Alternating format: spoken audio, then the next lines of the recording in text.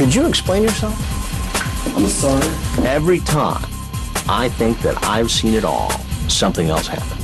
What are you doing? Making a mistake. I don't know who is more shocked, me or him. Explain yourself? Stick your hands on your heart. My heart's almost beating out of my chest. You've seen our undercover operations, What's going on? but you've never seen this. I just said to myself, you just gotta go in there. Tonight, the stories from inside, That was the first decoy we ever used. the danger, What was this guy up to with all these weapons in his car? What was his plan? the victims, He got my brother Ed the worst. I can't believe he's still out there doing this. the families. Nobody really thinks about the predator's wife or the predator's children. These are all people who have been betrayed. Chris Hansen lifts the curtain on sex crime investigations to catch a predator. 260 men caught in 10 undercover operations in 7 different states. Good evening and welcome to Dateline. I'm Stone Phillips. And I'm Ann Curry. But now, for the first time, you're about to learn what was happening behind the scenes.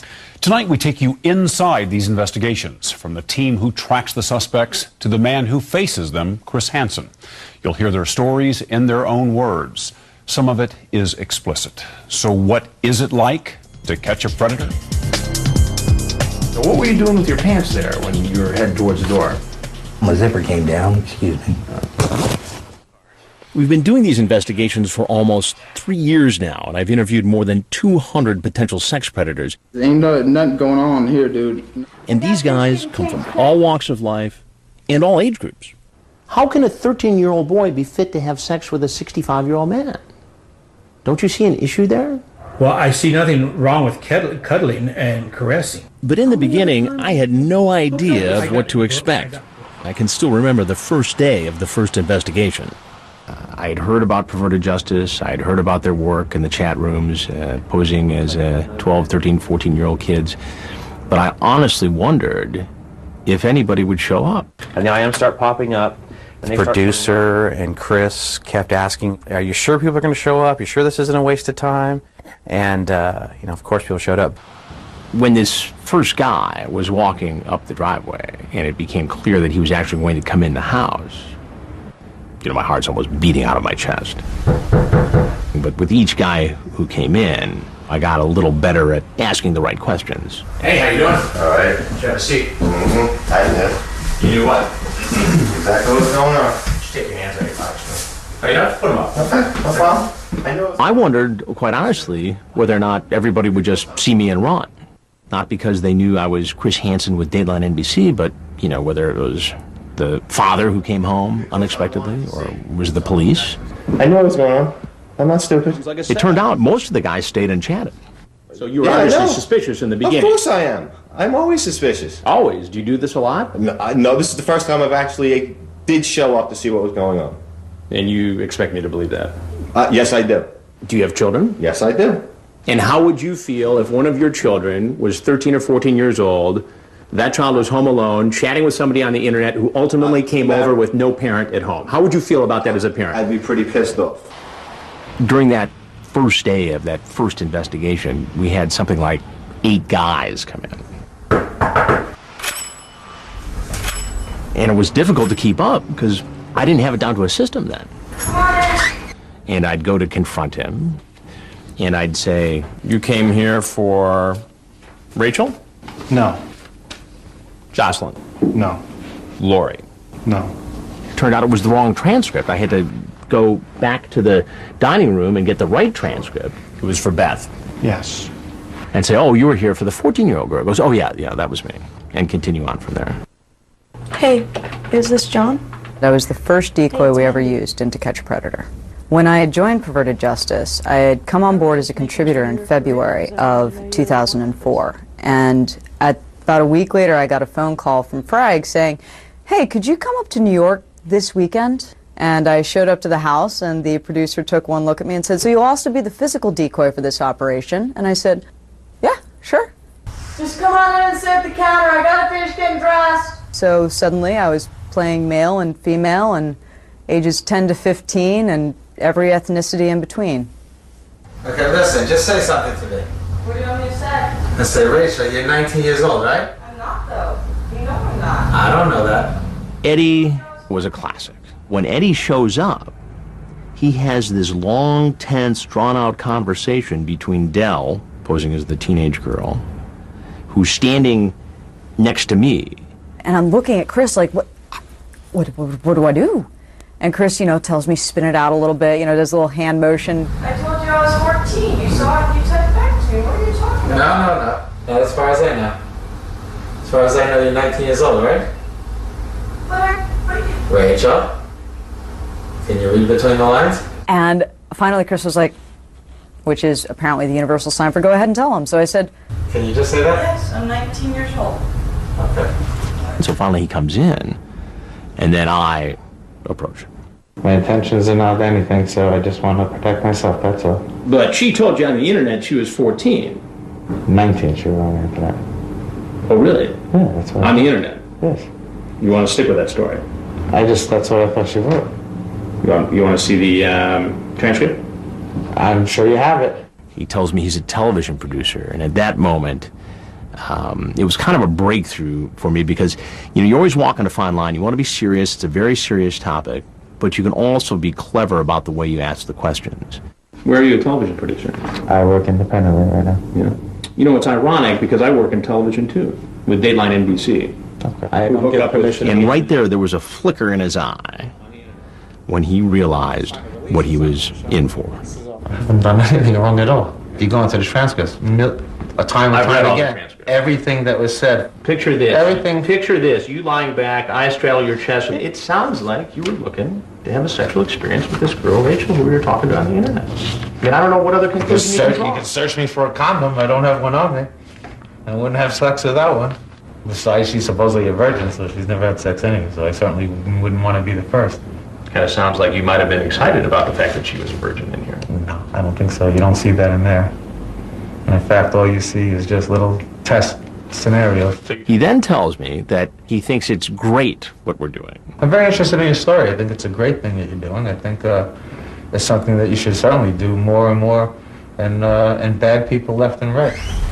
This is real time. This is real time. This is happening right now. Save as. Very first sting was quite an experience. It was a lot different than they are anymore. Dell and I were stuck in the corner of a stairwell. This is what a 13-year-old girl looks like at Perverted Justice. At the house, we went from Frag and I being perched on a single desk in a hallway at the top of the staircase. So if I rolled sideways, I was going down.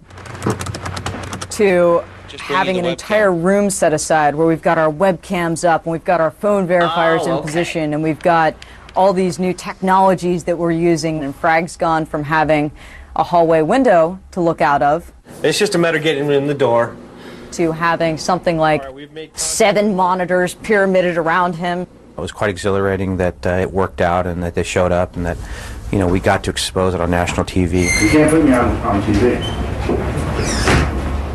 Coming up next, suspect after suspect after suspect, and surprise after surprise after surprise. So you just woke up this morning and said, I'm going to get involved in an internet conversation with a 14-year-old boy, go to his house, strip naked, and walk in. When To Catch a Predator continues.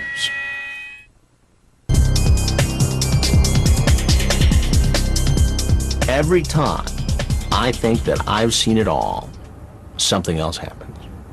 When a guy walks into this house naked, I mean, nobody ever taught me in journalism school that you had to put a towel or a blanket nearby to hand to a naked man so he could cover up so you could interview him.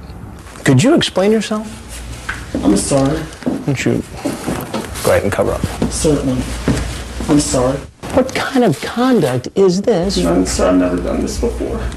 So you just woke up this morning and said, I'm going to get involved in an internet conversation with a 14-year-old boy. I'm going to go to his house, strip naked, and walk in with a 12-pack of beer. No, sir. What would have happened, John, if I wasn't here? I probably would have chickened out, sir. But when that same guy surfaces in a chat room the very next day and agrees to meet another young boy at a fast food restaurant, and we confront him again, it was hard for me to assemble the words to approach him. I have been in television for 24 years. I just came to get something to eat. And I have very seldom been at a loss for words. Sir, I just came to get something to eat. But I don't even know what to ask you first.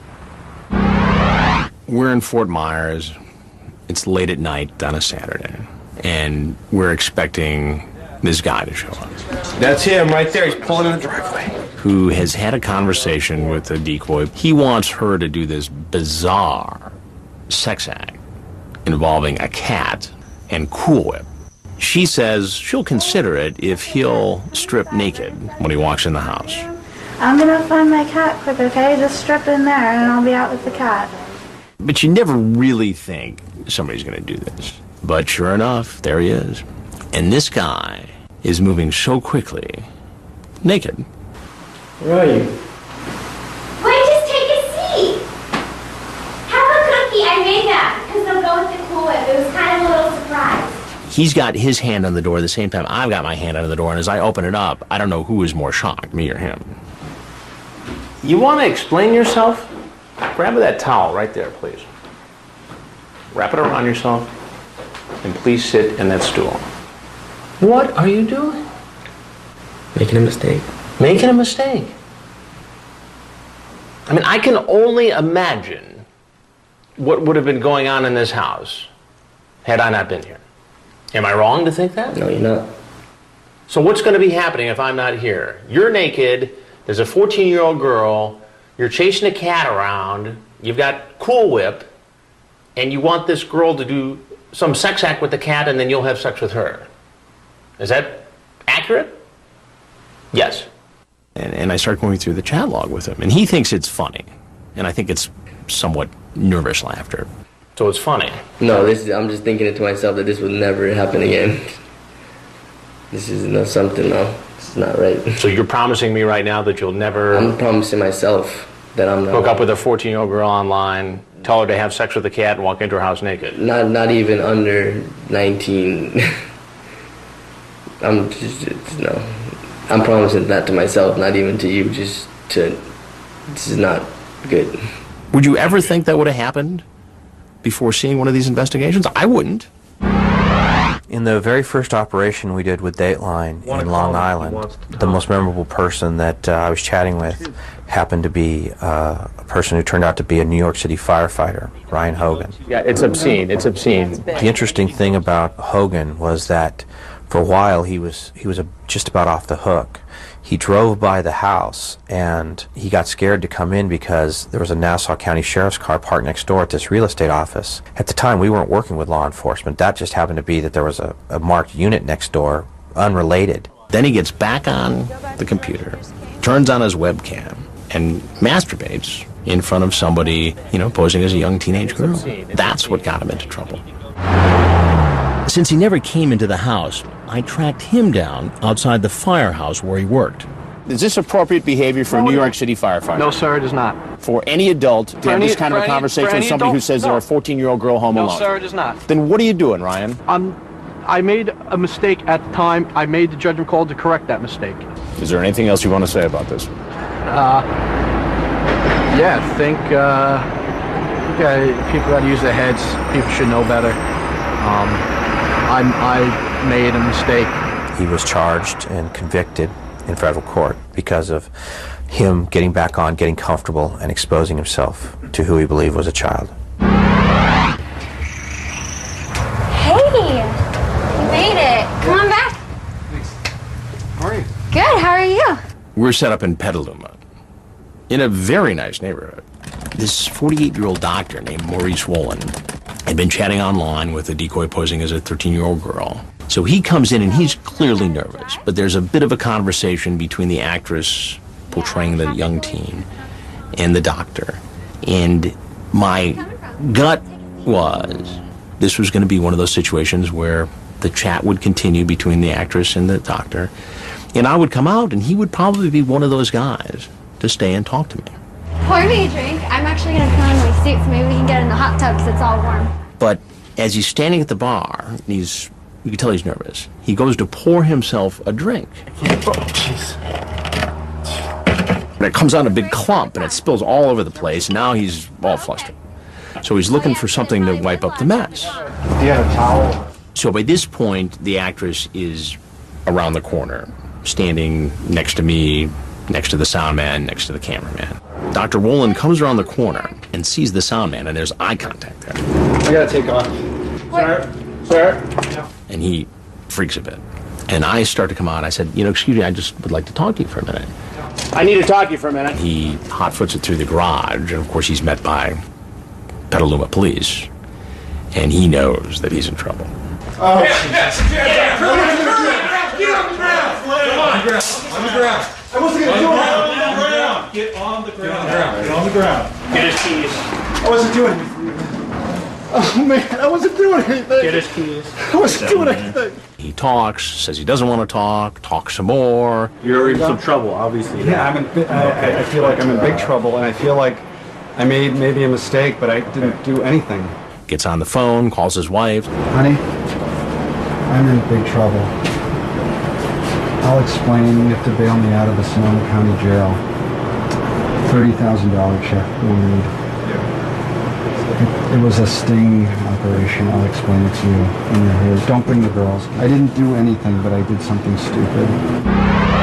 Probably the most unsettling thing that I've seen, and we've seen a lot of unsettling things in these investigations, but when we were wrapping up our investigation, it was towards the end of the investigation in Fort Myers, Florida, a man showed up for a sexual encounter with a 14-year-old boy, and we're watching on the monitors. He's getting out of the car. He gets out, he goes to the passenger side rear door. Oh, no. Oh, my God. He brought his son with him. He's got his child with him. And leads him by the hand as if he were taking him to the zoo. Coming in the back door. And walks in to meet this teenage boy with his son. The house was silent.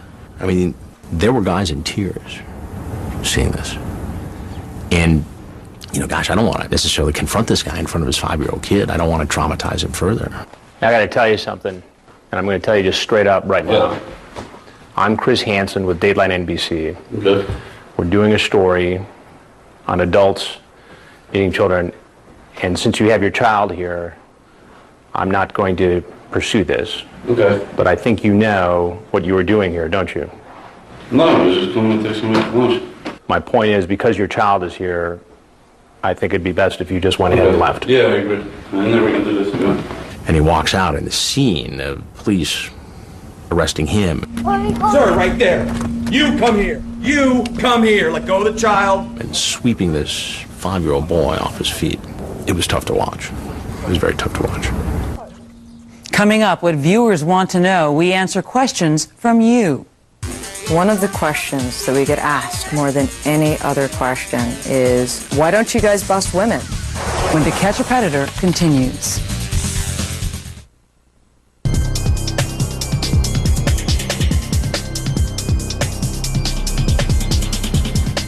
Viewers are always asking if I ever feel I'm in danger. There he is. He's right there, Stegman. We've had guys who talk in their chats about how they never go anywhere without a gun. That makes me nervous. Get on the ground! The police arrested the guy before he came into the house. And in fact, we found out later that the guy had a shotgun in his car. And we find out that he was a Marine sniper at one point. I didn't listen to my sixth sense that kept me alive in Iraq, and I didn't do that here. Did you have any guns in the car? Yes, I did. I have my shotgun. It pretty much goes anywhere with me. I think the most well-known, the most remembered person to surface in one of these investigations is Rabbi David Kay. Hello? Hi. Hey, hold on a second. I gotta change my shirt, okay? Okay. So how can I help you? What are you doing here? Not something good. This isn't good. Not good? I think that's kind of an understatement, isn't it? You sent pornographic pictures. That's a federal offense right there. Hey, look. You know I'm in trouble, and I know I'm in trouble. I am not interested in getting any further in trouble. The rabbi has sent a couple of pictures of himself naked, one of him engaging in oral sex with another man. I am Chris Hansen with Dateline NBC, and we're doing a story on computer predators. No, come on. And he is coming at me because he wants it. He's not even thinking that, we could have 1 million copies of it already. You don't want to touch it. You don't want it. You've got to stop this. Sit down. It's at that point that Ron Knight, our security man, steps in, and he leaves. That was tense, but at the moment, I really didn't think I was, facing, any great danger. Flagler Beach, Florida. Part of me thinks we dodged a bullet. This is one of those nights where everybody was pretty tired. If he was serious, that he'd be here. So about 9:30 at night, we broke down. And of course, about 5 minutes after we get back to the hotel, cell phones are going off. So we scramble back into position. And somewhere in this time period, we get an indication he might be a police officer, which means he might be carrying a weapon, which means it's a better idea to have the police make a traffic stop, and we can get the crews there very quickly afterwards. So the police stop him, and he identifies himself as a law enforcement officer. They search him. They find a .38 caliber pistol in his pocket. In his car, they find an assault rifle, a shotgun, and another handgun. Hundreds of rounds of ammunition, bulletproof vests, a still camera, and a video camera, among assorted other items. I realized at that moment that I could have been standing there in this house confronting a man who had a loaded gun in his pocket. I wonder what this guy would have done had there really been a young teenage girl home alone. What was he going to do with the video camera, the still camera? Who knows what had happened to a young girl? I wonder also what would have happened had there been a confrontation. How does he react? That's why we try to take all the precautions we can. He later pleaded not guilty. His lawyer told us he always carries those weapons because he's a police officer. We've gotten hundreds of emails from viewers asking, is this entrapment? Okay, open up the door. Hi, how you doing? Entrapment is when a person who would normally not commit a crime commits the crime because of police misconduct. In this situation, there was no police misconduct. There was no police conduct which caused these people to come to the place to try to have sex with a minor. So that's not entrapment. 4:00 p.m. is Gear Jammer. How can it be entrapment when you set up a profile, you present it with no illicit things about it, strictly innocence, and they contact you? And they are the ones that begin talking about wanting to have sexual encounters with you. They initiated it. Because they get caught once they've initiated it is not an entrapment issue. We've done 10 investigations now, and we've never caught a woman. I gotta throw my clothes in the wash, okay? One of the questions that we get asked more than any other question is, why don't you guys bust women? And it's not for lack of trying.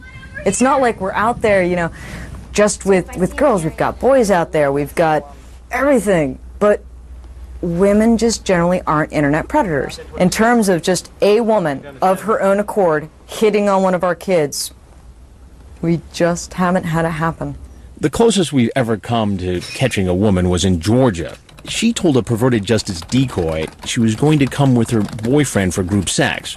The woman chatted on the phone with a decoy named Aaron. Bill, how are you? This is Aaron. And we're like, oh, there is a woman. And she had this conversation, and she was going to come with Marvin. Marvin ended up showing for the girl, but the woman, Phyllis, didn't come. And the police, I believe, are actually still trying to figure out whether or not they're going to arrest her or not. The man has pleaded not guilty and is awaiting trial. And a lot of people ask us why we keep doing these investigations. I feel like a dumbass, couldn't find your house. I think we're covering a continuing story. This problem isn't going away.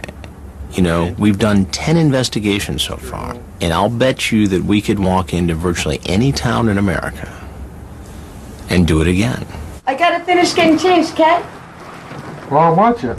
When we catch somebody who has committed a sexual assault in the past, especially when you're talking about the sexual assault of a child, to me, I think that's satisfying to expose somebody like that. So let me get this straight. You were accused of doing the very same thing that you're out doing tonight. I had no intention of this. In the one case in Ohio, Kevin Westerbeck I mean, there was a frustrated detective chasing this case for a couple years where he sexually assaulted a young female relative who had sought his company in the middle of the night because she was afraid as a thunderstorm was coming in. She was staying with him for the weekend that he had improperly touched her in a way that would amount to rape under Ohio law. And it wasn't until Westerbeck surfaces in our investigation that he ultimately pleads guilty in this earlier case. Did you want to be the cop or the robber? Oh, I don't care. Thomas Bodner, some 20 years ago it turns out, he sexually assaulted 3 children in one family. Wait, whoa. And here he is in our hidden camera house. He's running. And he makes a run for it, and the police arrest him. What'd you do your time for? What were you charged with? I'd rather not say right there. Well, I'll find out. I just gotta look. I know you were charged. I know you were arrested up in Oregon. Yeah. And that's why you're 290 registered. For molesting a child up there. And we tracked one of the victims down who lived in Alaska. And she tells, I mean, a heartbreaking story about what happened to her and her 2 brothers. I would wake up out of a dead sleep to him French kissing me and touching my privates. It was a devastation to all of us. We still suffer from what he did to us. He got my brother Ed the worst. He's mentally challenged.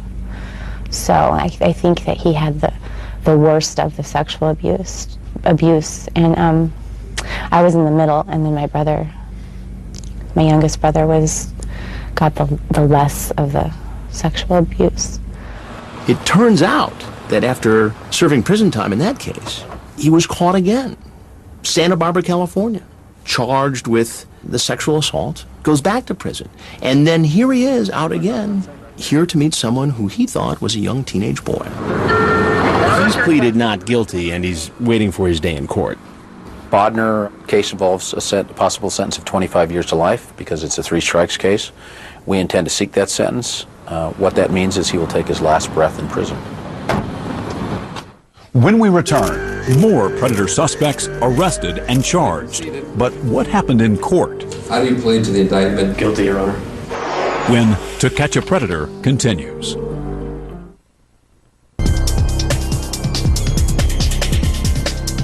Sheriff's office, put your hands up! Of the more than 200 men charged in our investigations, not one man has been let off. In every case, the man has either pleaded guilty, been convicted at trial, or his case is still pending. I gotta ask, you still gonna be up for tonight? We'll see. So how can I help you? Rabbi David Kay. He was indicted. Now, presumably, you counsel families and children in your position as a rabbi. What are you doing as a man of God, as a rabbi, in this house, trying to meet a 13-year-old boy?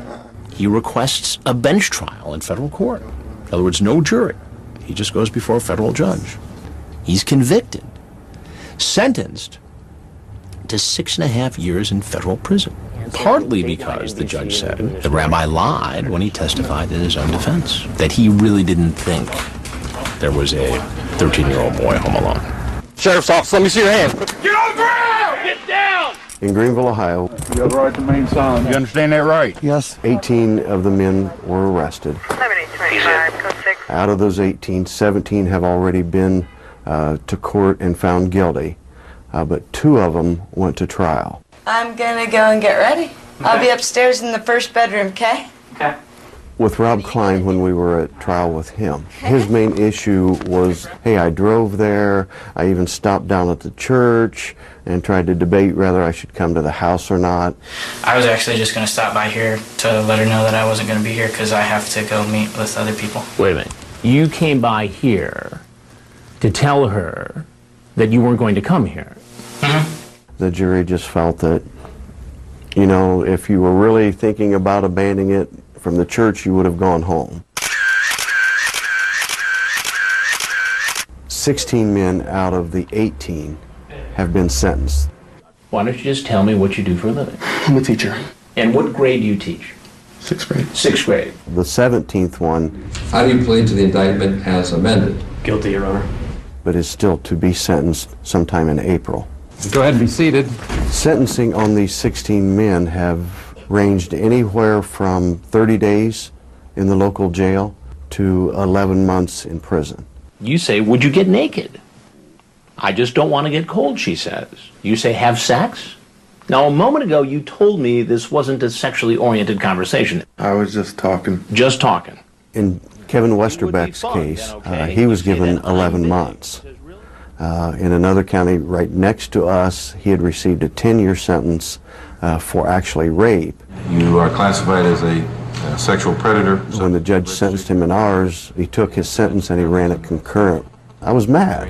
Why did our sentence run concurrent? You know, why didn't it run consecutive?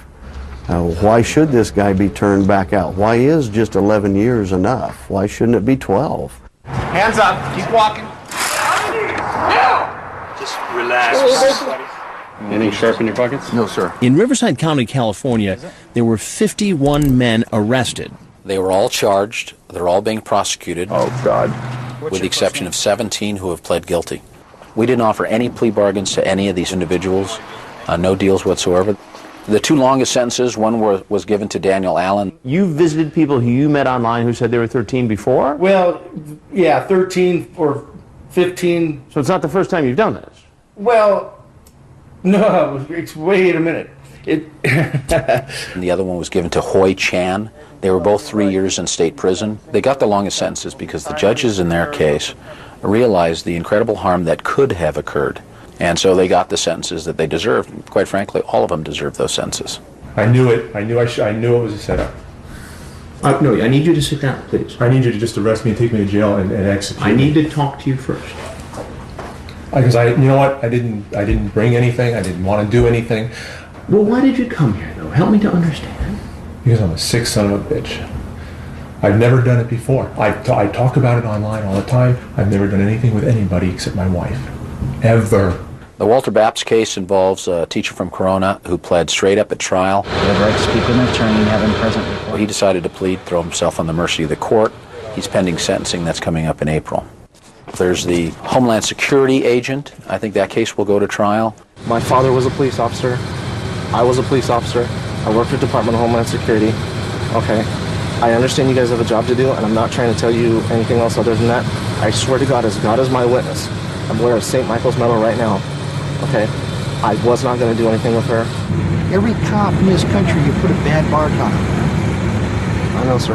And there are other cases that may go to trial as well. What they're going to argue, I have no idea. I would imagine that they're going to talk about entrapment. But once people see those communications, those written communications between the defendant and what appeared to them to be an underage child, and then they see the interviews done by Dateline, I can't imagine anybody being successful at trial. Please, oh my God! Put your hands up. No! Put your hands up. You're on your knees now. Hands up in here. In Long Beach, California, 35 men were arrested. Long Beach, please put your hands up. Stop right there. Please, stop your bike. Get on your knees. Get on your knees. 18 so far have pled guilty, and the remaining 17 are still fighting it out in court. Our standard offer on the case was essentially 18 months in state prison. None of the defendants have accepted our offer of state prison. They have fallen on the mercy of the court, and in those cases that have pled out, basically the judges have given them a probationary sentence. A lot of these guys are getting straight probation and no time, but they are having to register sex offenders, which is a good thing.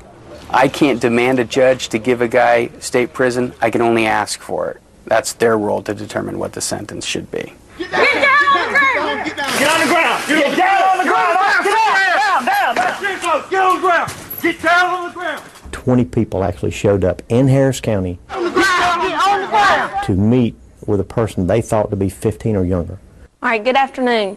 I'm Judge Webb of the Harris County Magistrate Court. Out of those 20, at this point to date, we've had 14 go to court and plead guilty in our Superior Court of Georgia to criminal acts. The sentences range anywhere from 10 years with 2 years to serve, with the remaining 8 years being on probation, all the way up to 6 years to serve, with 25 years being put on probation. I don't want to destroy my life. Well, you made the decision to walk in here. I know, sir, but I wasn't going to do anything, I swear. That's not what it sounds like in this chat log. Yes, I was just fooling around, sir. Damn, you're very sexy. You have a boyfriend? I know, sir. Sorry. Sorry, please. So you ever been with an old guy before? No, I need you to stay in the chair, please. Sit down, please. Please, sir. Mr. Resticruz, he was the military member. He actually got 5 years, the balance of 25 years on probation. I would like to think Georgia has been tougher in sentencing than most states because we're looking out for our kids. We're very conservative in the South. We put a big value on family. For that reason, we're looking out for our children. Coming up, how our investigations took on a life of their own. Hi, fella. Who are you? I'm Chris Hansen from Dateline. Can I ask what the heck you were doing coming to see a 12-year-old girl in the middle of the night? When To Catch a Predator continues.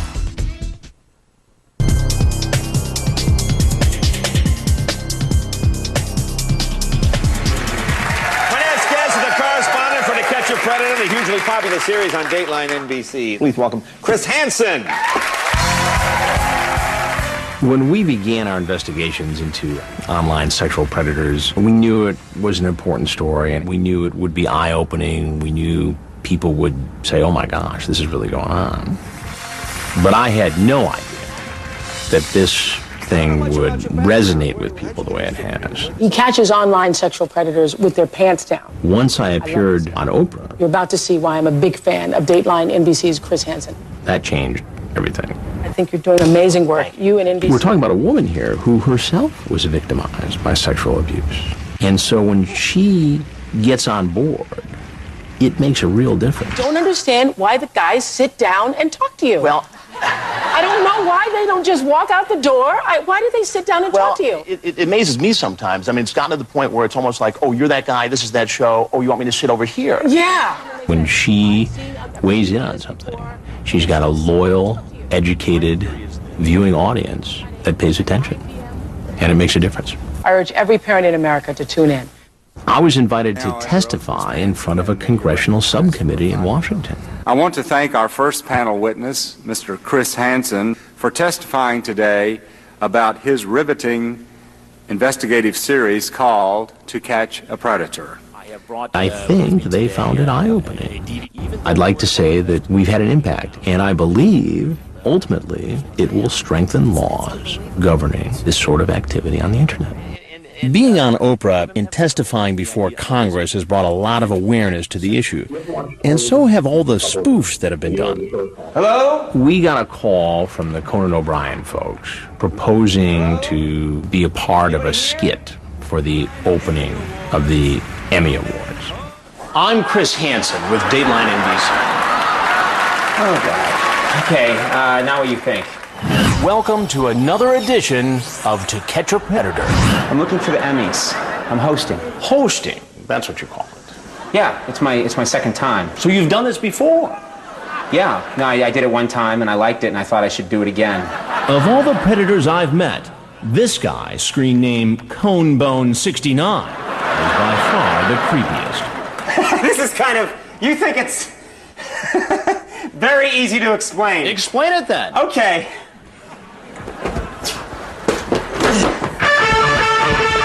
I think it was funny in a way. We didn't show any disrespect for law enforcement or for people who've been victimized by this crime. There have been spoofs on Saturday Night Live, Studio 60 on the Sunset Strip. Hi, fella. Who are you? I'm Chris Hansen from Dateline. Can I ask what the heck you were doing coming to see a 12-year-old girl in the middle of the night? Let's say you meet someone on MySpace and want to arrange to meet them in person. Okay. Like maybe you're going to meet them at their house. What's your question? What's the best way to make sure that Dateline's not going to be there? I got a call from the folks at 30 Rock asking me to do a cameo appearance as myself. Should I grab a plate? Essentially, the main character's boyfriend goes into the kitchen to get something to eat, and Tina Fey is flipping through the channels, and To Catch a Predator comes on. And there's the boyfriend walking into the house with balloons. Good evening, sir. I'm Chris Hansen with Dateline NBC. Can I ask you what you're doing here tonight? Oh, yeah, I'm here to boff some chick named Mary. Boff some chick? Oh my God! And do you know how old Mary is? Like 22, I think. Oh my God. Holy crap. I have the transcript. That girl said she was 16, but I swear to God I could tell she was 22. Get out! She's 13 years of age. It's amazing to me when you go to YouTube and some of these other sites where people post these videos that they make, how many parodies are out there. They take a lot of time to create, and some of them are pretty darn clever. Did you bring any wine with you, or did you bring condoms? Hi there. Whoa, scared me. Chris Hansen, Dateline NBC. Why don't you have a seat? Come on, Dad, I know who you are. I need you to have a seat. Come on. Right there. So what are you doing here? I live here? Oh, you live here, too. I don't even know Chris Hansen. Are you Chris Hansen? No, who's Hansen? Who has papers here? I have a paper. That's it, I'm on. Now, wait a minute. Sit down. Where are you at? There are people who have taken issue with what we do. You know, perhaps we should expose the problem as much as we have, or in the manner we have. But the vast majority of people who stop me to talk about the story thank me. Coming up, the families of the men caught in sex crime investigations. What happens to them? The toughest thing I had to do was to tell my children about the arrest. When To Catch a Predator continues.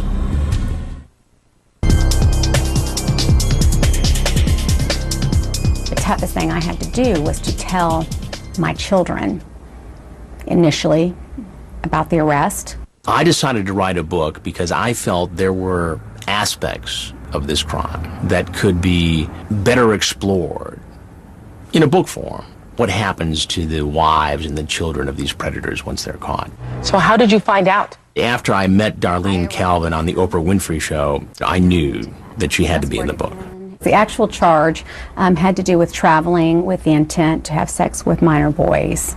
It turns out that her ex-husband was secretly a member of NAMBLA, the North American Man-Boy Love Association. When I see Chris doing one of his To Catch a Predator shows. Who did you think you were going to meet here? Just this kid I've been talking to. This kid? My first thought is, wow, somebody is going to have to go tell his wife. I know what that feels like, and it hurts, and it stinks. No, I need you to sit down, please. I need you to just arrest me and take me to jail and execute me. I need to talk to you first. Nobody really thinks about the predator's wife or the predator's children, the predator's best friend, the predator's next door neighbor. And these are all people who have been betrayed. And these are all individuals who have to go through their own shock and grief and anger and regrouping and moving on. It will be the judgment order of this court that the defendant be sentenced to the midterm of 3 years in state prison. As we've seen in our investigations, there is a wide range of opinion when it comes to sentencing and treatment for sex offenders. I met a man named Bob Schilling who has one of the most unique points of view when it comes to this issue. I spent 4 years of my life being sexually abused. And it was one of the most painful times of my life. He later became a police officer in Seattle, and he was approached by the chief to work in the division investigating sex crimes against children. And at first, he didn't want to face what had happened to him as a kid. Unfortunately, my mother walked in one time when it was happening, and she turned around and walked out. And that was the low point in my life, because I thought, my God, if my own mother doesn't even know how to protect me, how am I going to protect myself? Oh, please, God! So I can assure you that I have no love for sex offenders. But through my years of being a law enforcement officer, I know what works. Treatment works. Making sure that these offenders have jobs. Making sure that they have places to live. But of course, not everyone agrees with him. Counseling doesn't help at all. And this is an irresistible impulse that these individuals cannot control and have no desire to control. I am an absolute firm believer in strict punishment, getting them treatment, and then letting them get on with their life when they come out. Go ahead and be seated. Knowing who they are, How do you plead, sir? watching them, making sure that they are held accountable, but let them get on with their life. I have looked into the eyes of more than 200 of these guys, and I have read every word of every chat log these guys have generated, and it has given me a unique perspective on this problem, and I thought it was important to share that experience with people. You can read an excerpt from Chris Hansen's book on our website. You'll also find a complete online safety kit with guidelines on how to protect your children from internet predators. Just log on to dateline.msnbc.com. That's all for this edition of Dateline Tuesday. I'm Ann Curry. And I'm Stone Phillips. We'll see you again tomorrow for Dateline Wednesday at 8, 7 Central. For all of us at NBC News, good night.